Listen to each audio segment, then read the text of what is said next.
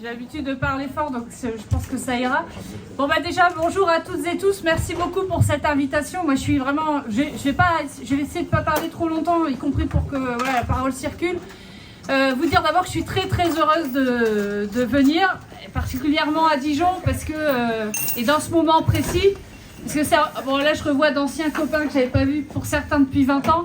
Mais en fait, en réalité, c'est ici que j'ai commencé à militer, il y a 21 ans. À l'époque à Attaque Campus et après Attaque 21, et je vois qu'il y a des copains qui sont restés. Voilà, c'est là que moi j'ai mené, on a mené, voilà, les premières luttes altermondialistes, la lutte contre le TCE évidemment, et où on était tous ensemble, quoi. C'était vraiment une bagarre unitaire, et on retrouve un peu de ça aujourd'hui. Et la lutte contre le CPE, moi à l'époque sur le campus de Dijon, et j'étais étudiante, donc je l'ai fait avec les mouvements étudiants. Je vous parle du CPE parce qu'évidemment, c'est aussi une des dernières grandes victoires qu'on a eues, y compris quand le texte est passé.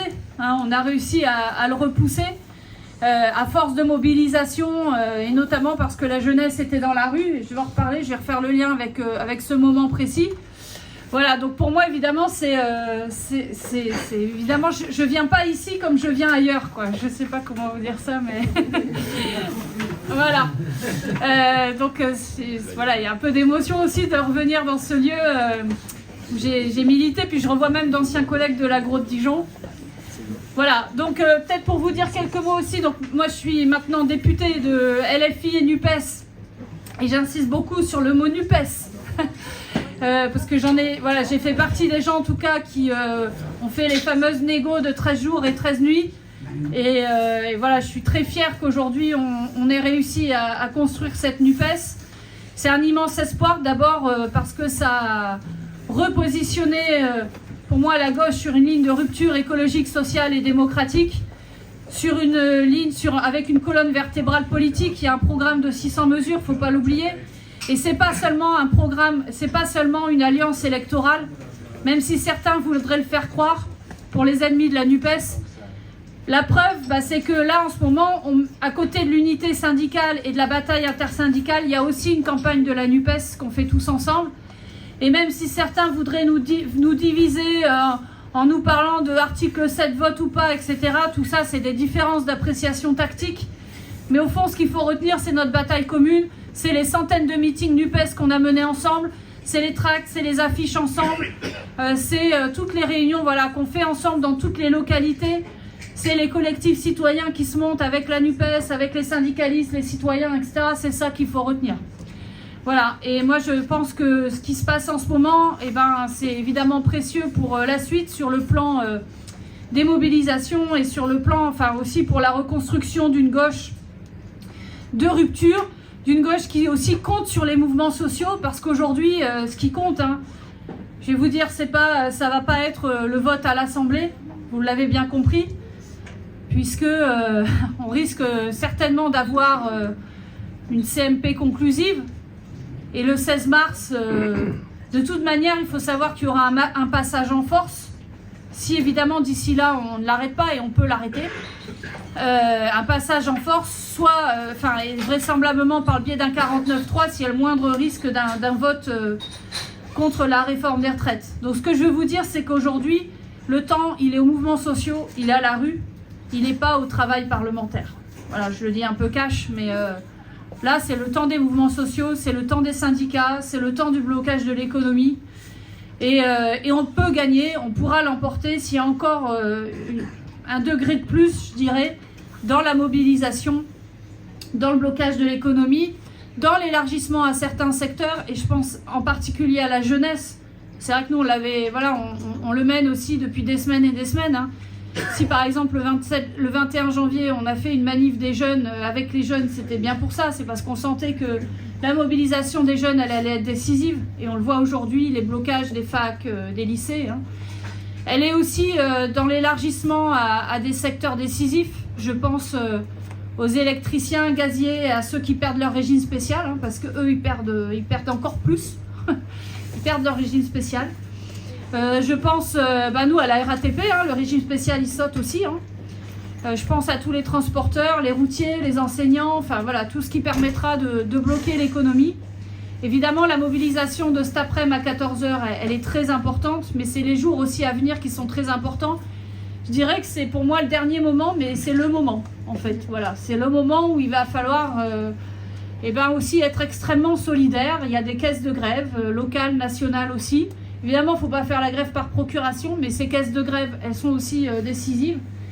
Voilà, donc c'est le moment où il va falloir tenir là dans les jours à venir. Donc c'est pour ça que je vous dis que c'est un moment pour moi qui est un peu historique et décisif. En quelques mots quand même sur le moment qu'on est en train de vivre. Pour moi, c'est aussi le moment d'un effondrement de la démocratie. C'est-à-dire effondrement de la démocratie parlementaire. Vous l'avez vu, tous les outils possibles de la Constitution qu'on peut tendre et utiliser contre la démocratie parlementaire auront été utilisés. Alors à force, j'oublie les chiffres, le 49.3, le 47.1, le 44.3, enfin tout y passe, pour en fait enlever le pouvoir des parlementaires. Je le redis, ce qui est, au-delà de l'histoire qu'il y a eu sur l'article 7, ce qu'il faut retenir, c'est qu'en fait, ils nous ont laissé 9 petits bouts de journée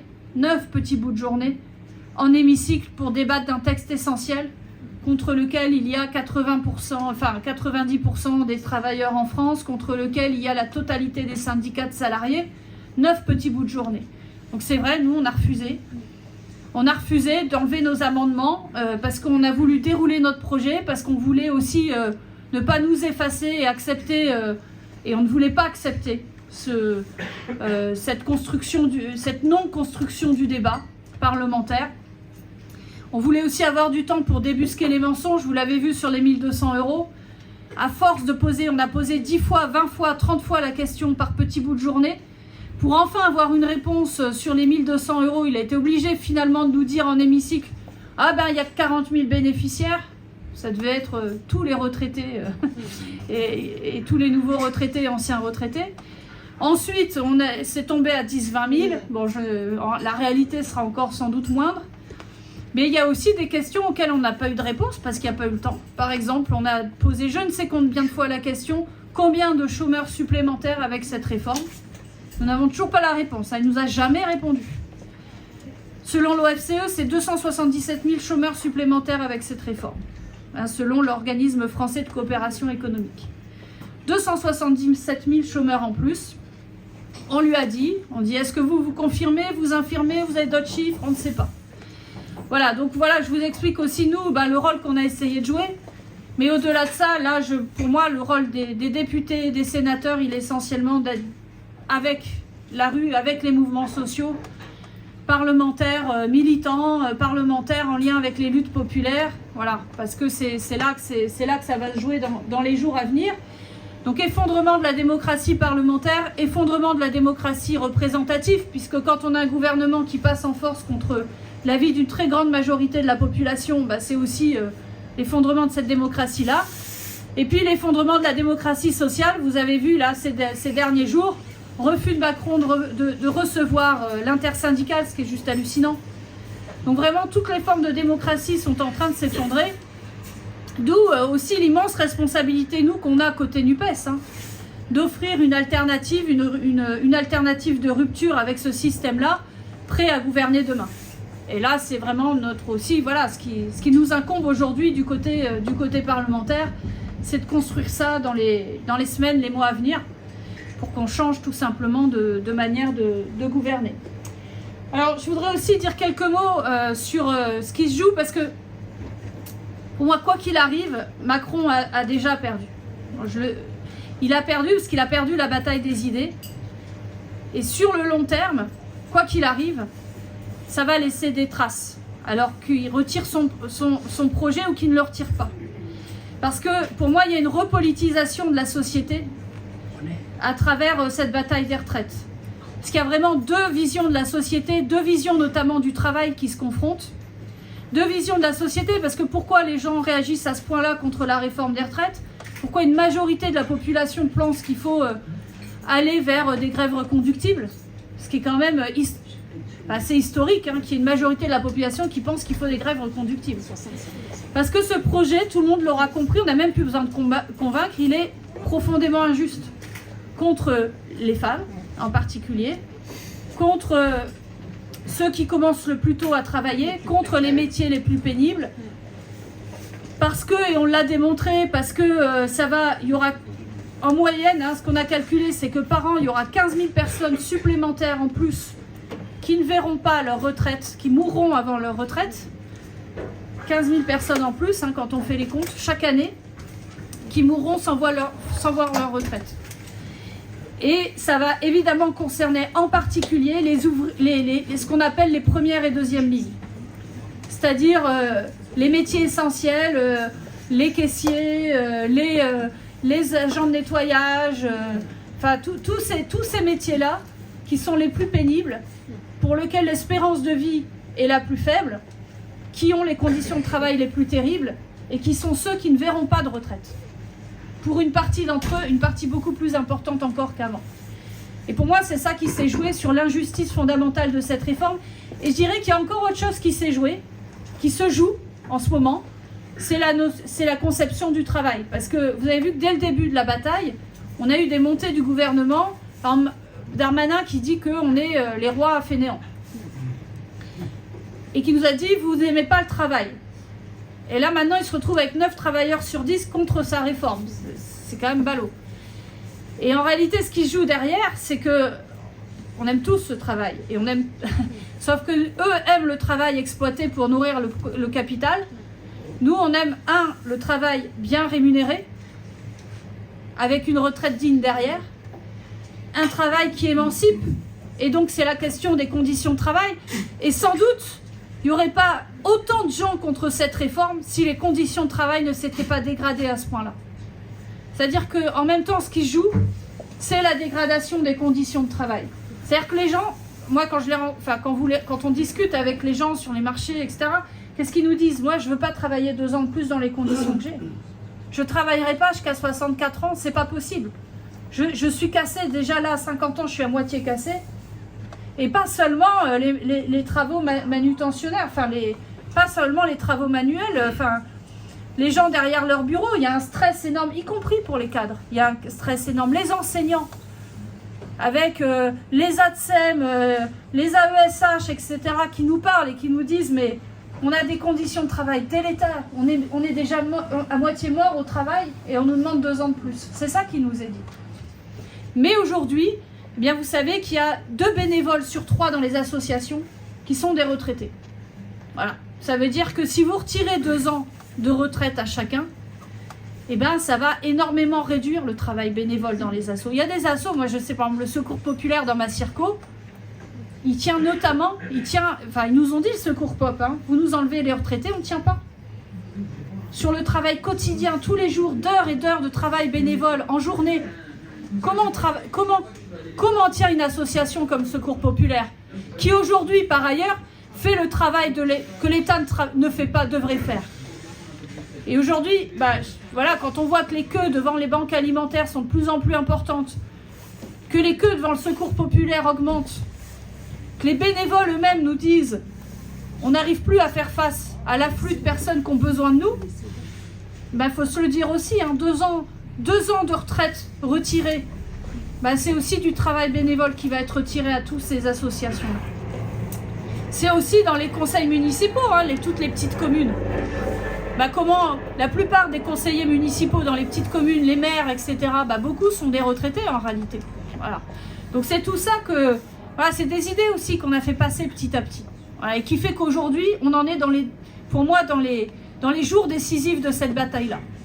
Mais je le dis, dans tous les cas, nous aurons eu un énorme moment de repolitisation de la société qui fait que demain, nous serons capables de gagner définitivement face à ce gouvernement. Voilà, en ayant aussi d'autres politiques. Bon. Après, on aura vraiment d'autres politiques quand on aura renversé ce gouvernement. Voilà, c'est ça aussi qui y a derrière. Voilà, bon, peut-être, je vais plus être très longue, mais vous dire aussi qu'au fond, pour moi, la réforme, en fait, il y a quelque chose aussi qu'on a essayé, peut-être qu'on a commencé à démasquer dans les batailles en hémicycle, et qui se démasque peut-être aujourd'hui sur les plateaux télé et dans les discussions et dans les mouvements, c'est qu'au fond, ce gouvernement ne veut pas faire d'économie budgétaire. C'est pas ça le but de la réforme. Je vous explique. Il nous a annoncé qu'à terme, c'était pour faire 17 milliards d'économies budgétaires. Là, vous retirez à peu près 10 milliards de coûts sociaux du fait de cette réforme. Parce que ça va coûter, ça c'est l'OFCE qui le dit, ça va coûter 10 milliards en plus à l'assurance chômage, à l'assurance maladie, parce que c'est des maladies professionnelles en plus, etc. 17 moins 10, ça fait 7. Et ensuite, ils sont en train de faire un deal avec les Républicains qui coûte 10 milliards sur les carrières longues. Bon, ben on en a à moins 3 milliards. Donc là, on a aujourd'hui une réforme qui coûte plus qu'elle ne rapporte. Donc au fond, c'est pas vrai, c'est pas fait pour les... D'ailleurs, ils le disent de moins en moins, ce n'est pas fait pour les économies budgétaires. C'est pourquoi alors?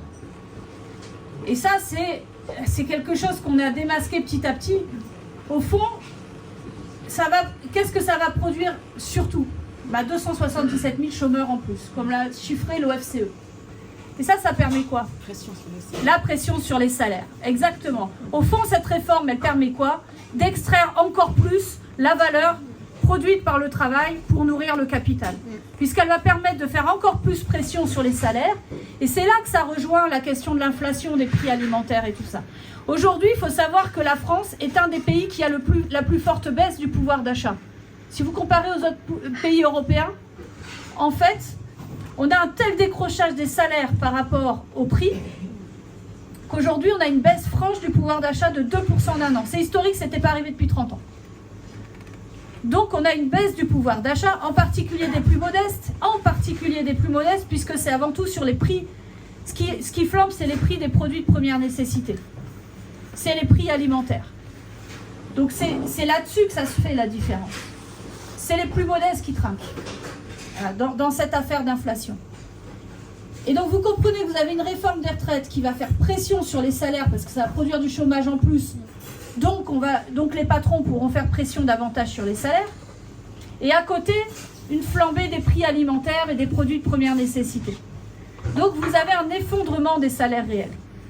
Les salaires réels, c'est-à-dire y compris quand on prend en compte l'augmentation des prix. C'est ça la clé. La clé c'est ça, et c'est en ça que c'est pour ça que Macron tient tant à sa réforme des retraites. Pourquoi il lâche pas?